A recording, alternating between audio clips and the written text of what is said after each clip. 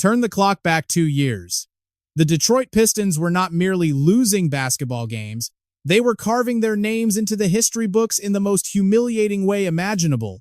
We are talking about 28 consecutive nights of absolute failure, anchored by a defensive scheme that offered no more resistance than a turnstile. Detroit Pistons are a horror show. I hurt for them. 2-26 bad. You know what I mean? Like, no way are we that bad. Now, flash forward to the 25-26 campaign. A total metamorphosis has taken hold. They are currently looking down on the rest of the East, boasting the second stingiest defense in the entire association. Observers are calling it a resurrection, arguably one of the sharpest, most violent U-turns competitive sports has ever witnessed. Naturally, the skeptics are saying to hold the coronation ceremony, but the question hovering over the league remains valid. How do you climb from the absolute bottom of the barrel to legitimate title contender in a span of just 24 months?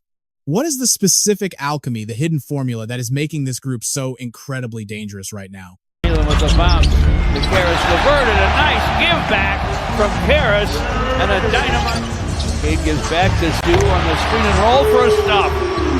Great execution. To get the full picture, you have to go back to the 1980s. The league's Renaissance era. You had Magic Johnson orchestrating Showtime, Larry Bird running the show in Boston, and a young Michael Jordan starting to take flight.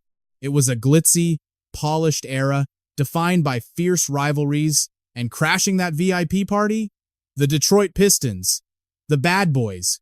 By 1989, Detroit didn't just defeat the titans of the sport, they systematically dismantled them, piece by piece. First, they swept Bird's Celtics right out the door. Then, they brutalized Jordan's Bulls with the infamous Jordan rules in the conference finals. Finally, they swept Magic's Lakers to seize the crown. 3 absolute legends. One single playoff run, all of them conquered and left in the wake of the Motor City. The blueprint was brutally simple. Out-tough everybody on the floor. Isaiah Thomas was the engine that made it all go.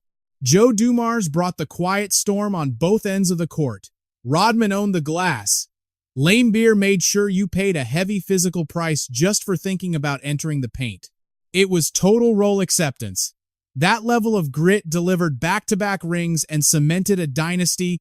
If that 89 squad poured the foundation, the generation that arrived 14 years later solidified the legacy in concrete.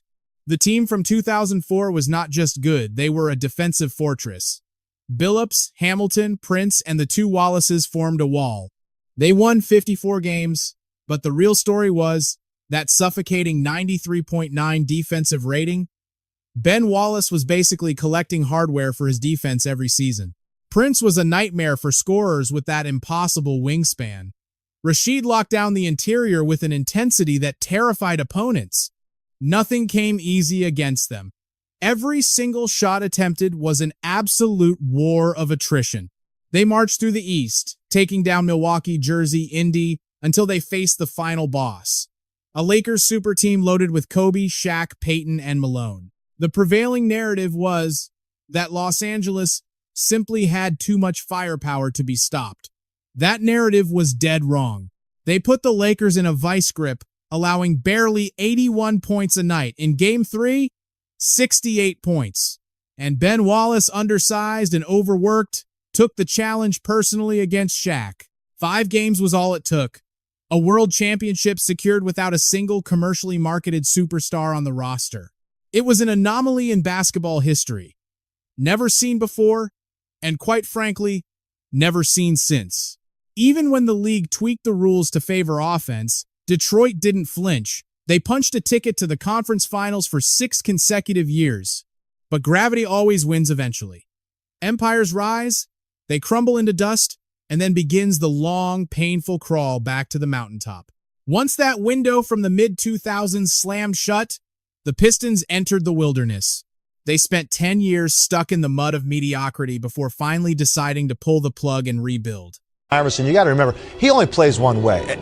Those guys are going to have to adjust to him because he's not going to be a guy that's going to blend in, fit in. The things that he says, I know he wants that to be the case. Once he gets out there, he only knows one way. They started stacking young talent, Ivy, Duren, Hayes, Ausar Thompson sprinkling in some veterans to guide them through the fire.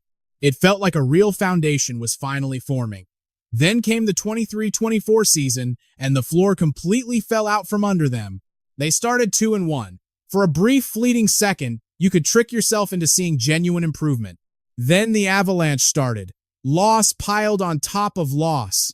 The month of November came and went without a single victory. 15 games, 15 L's.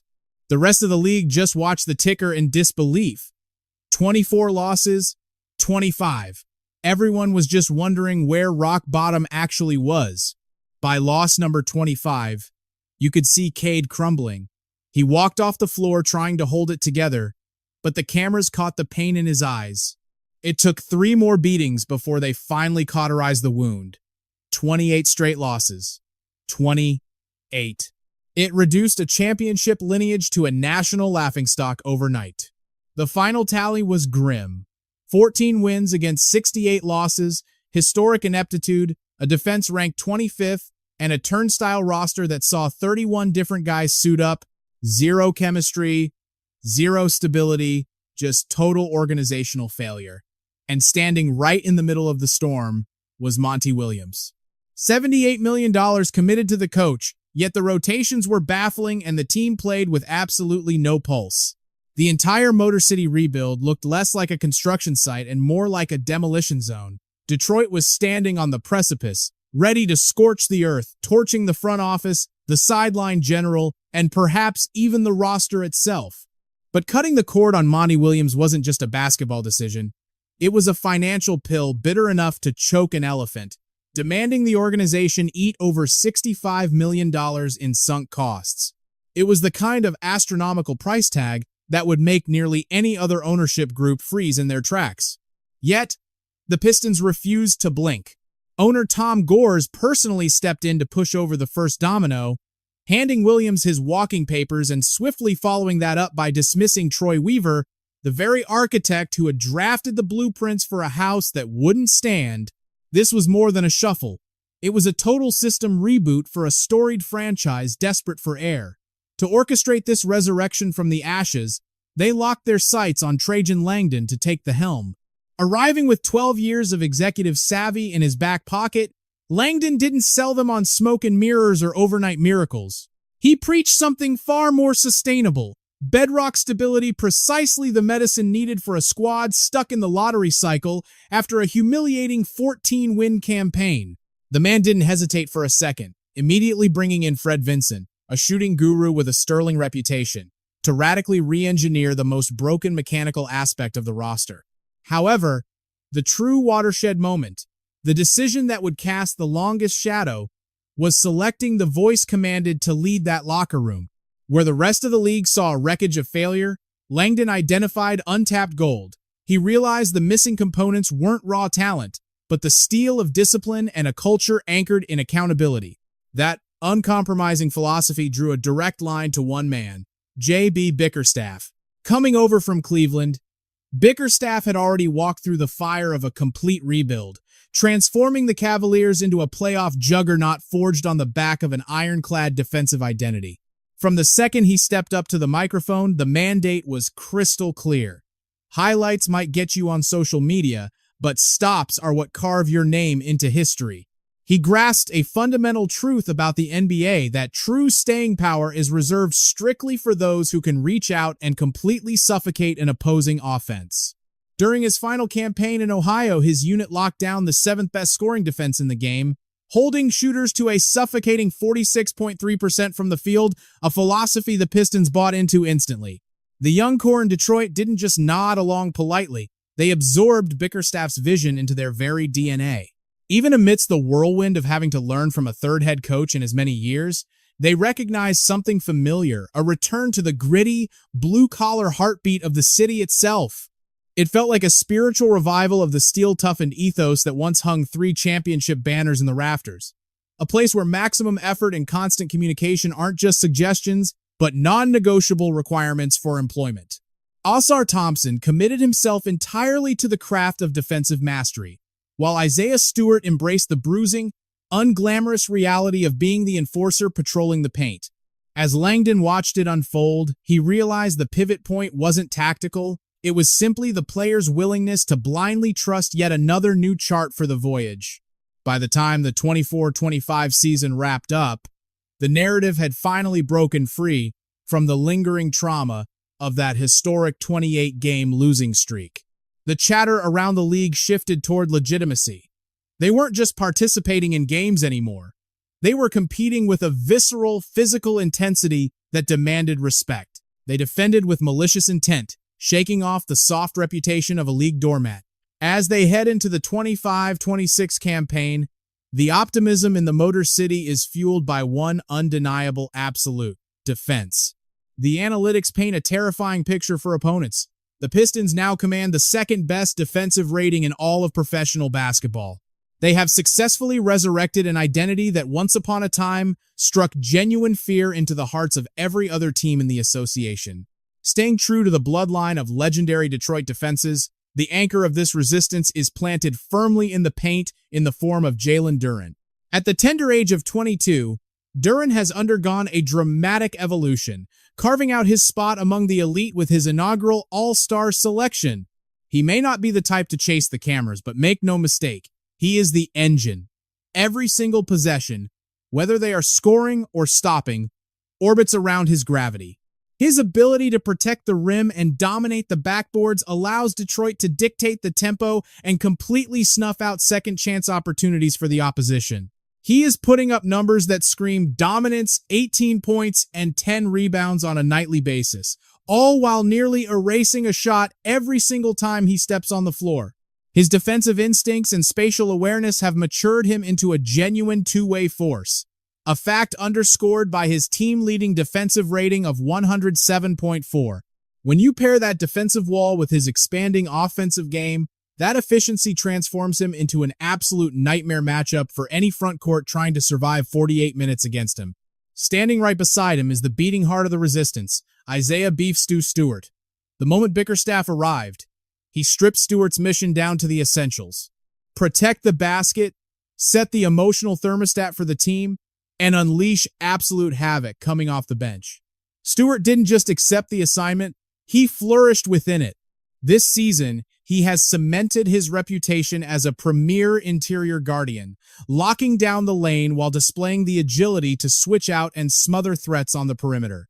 We are only halfway through the calendar, and Stewart has already swatted 78 shots, averaging nearly 2 rejections a night, placing him squarely among the league's defensive royalty. He currently sits with the 5th highest block total in the entire NBA and boasts the lowest opponent field goal percentage at the rim, holding scorers to a miserable 43% among qualified rotation players. That level of dominance didn't go unnoticed, earning him the nod for Eastern Conference Defensive Player of the Month back in December. This production isn't merely a personal best, it has already vaulted him into the franchise's top 10 all-time list for blocked shots. Bickerstaff attributes this leap to elite timing and an almost preternatural feel for the rhythmic flow of the game. For 20 minutes every night, Stewart turns the key into a battlefield, acting as the living, breathing link between Detroit's storied past and its promising future. Sharp. All rejected by Isaiah Stewart. While Duren provides the anchor for the system, the roster's premier lockdown specialist, the tip of the spear, is undoubtedly Ausar Thompson. If you were in a lab engineering the ultimate modern defender from scratch, trying to perfectly balance lateral speed with overwhelming length, you would essentially design a Thompson twin, and if you ask the loyal faithful in Detroit, they are absolutely certain they walked away with the superior brother. Ausar Thompson has evolved into something far more dangerous than just a defender. He is the psychological tip of the spear, staking his claim as perhaps the most terrifying perimeter nightmare in the league today. When he checks you, the joy of the game simply evaporates. He smothers the ball handler, dismantles complex offensive sets before they can even materialize, and refuses to give opposing stars a single second of breathing room. It is a sequence of dominance we have watched unfold relentlessly. Consider what he did to LaMelo Ball recently, effectively putting him in a straitjacket and holding him to a miserable 1 for 12 from the field in the first quarter alone. When the Nuggets came to town, He turned Jamal Murray's evening into a grueling uphill battle from the moment the opening whistle blew. Thompson met him at the baseline 94 feet of hell, fighting through every screen and shadowing his steps with surgical lateral movement. Murray finished the game shooting 7 for 18 overall and an empty 0 for 6 from downtown. That is exactly what you call the Ausar effect, an unrelenting wave of pressure that completely destroys an opponent's rhythm. He is currently snatching 1.7 steals and erasing nearly a shot per game, bringing a level of freakish athleticism to every single defensive possession. At just 23 years of age, he already operates with the undeniable presence and authority of a future Defensive Player of the Year. Whether you rely on the eye test, the box score, or the complex advanced metrics, the verdict remains exactly the same. During that Denver matchup, when foul trouble forced Thompson to the bench, Detroit unleashed Ron Holland from the rotation, and the intensity did not drop for a solitary heartbeat. Holland has established his own reputation this season as an agent of absolute chaos, bringing a relentless, high-revving engine to the perimeter. He fights for rebounds, throws his body into the fray for loose balls, and plays with a frantic urgency that captures the very soul of the Motor City. Then there is Cade Cunningham. He is clearly the architect of the offense, certainly, but his contributions on the defensive end are criminally underappreciated. He isn't resting on defense to save energy. He is actively blowing up plays and causing havoc. He uses his size and sharp basketball instincts to intercept passing lanes and tip passes in ways that most primary playmakers simply cannot replicate. That level of engagement unlocks a new tier of flexibility for Detroit, giving them the luxury to switch on everything without sacrificing their defensive integrity. It is hardly a coincidence that the only roster currently posting a superior defensive rating than Detroit is Oklahoma City, another franchise anchored by a massive point guard committed to getting stops. However, the real difference maker here is the sheer depth. The Pistons have the luxury of sending wave after wave of defenders at you, throwing fresh legs at elite scorers without ever losing their tactical shape or competitive fire. You will not find a soft spot in this rotation. No sanctuary where an offense can pause to catch its breath.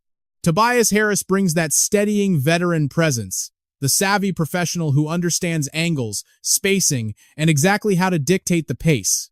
Duncan Robinson stretches the floor wide with his shooting gravity, yet he remains incredibly disciplined on the other end, forcing opponents to earn every single inch. Javonte Green is like injecting pure adrenaline into the game, raw physicality and hustle that you feel the second he checks in.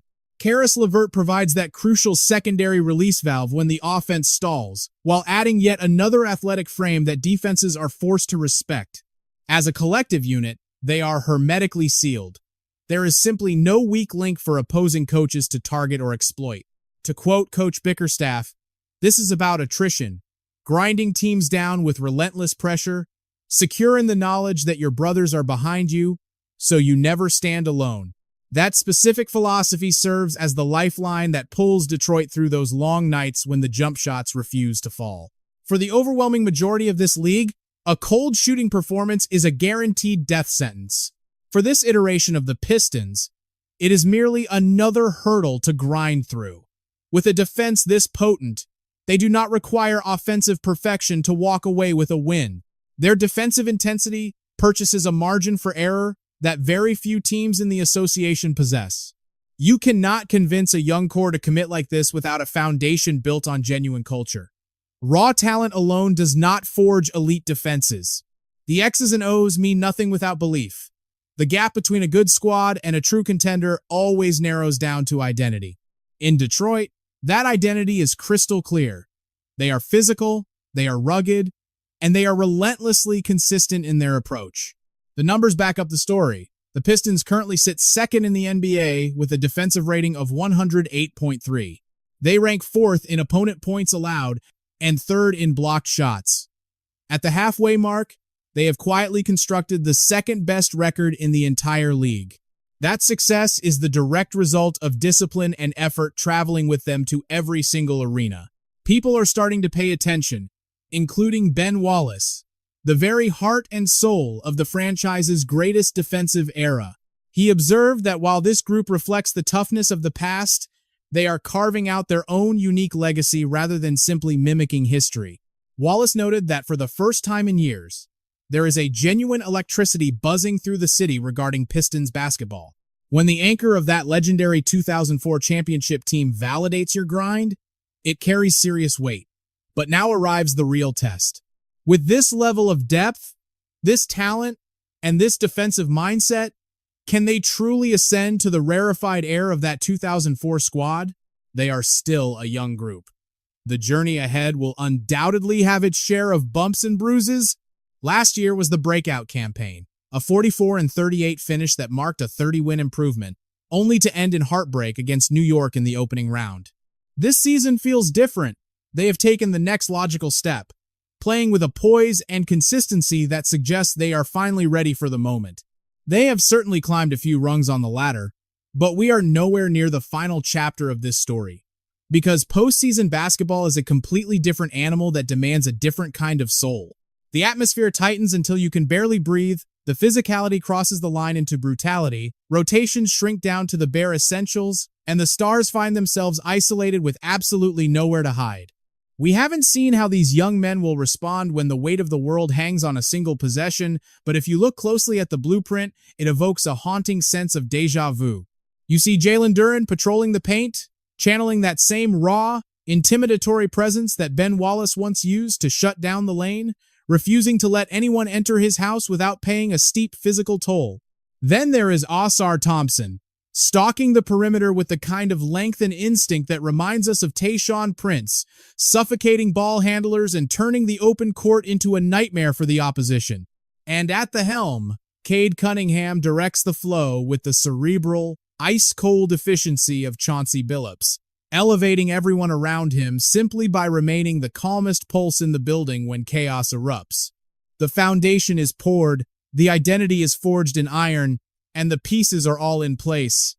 Now, the only thing separating potential from greatness is the inevitable passage of time. It is remarkable to think that the Detroit Pistons took the agony of 28 straight losses and used that pain to build the concrete foundation of what has become the most feared defensive unit in the entire league. What felt like the darkest moment in franchise history turned out to be the necessary spark, the origin point for something truly authentic and dangerous. Now we find ourselves standing on the precipice, watching and waiting to discover just how far this renewed spirit and grit can actually take them. The goal isn't just stacking up wins in the regular season anymore. It is about taking that mental toughness into the fire of the playoffs and transmuting that raw promise into gold banners. But before we move forward, I need to hear from you. What moniker has this reincarnated Detroit defense actually earned for itself? The legend of the Bad Boys is already carved in stone, and the Going-to-Work era has its own distinct chapter in the history books. So, what do we call this new generation of steel? Drop your best ideas in the comments and let's define this era together. If you appreciate this kind of storytelling, go ahead and hit that like button, subscribe for more analytical deep dives into the NBA, and check out the other videos on your screen right now.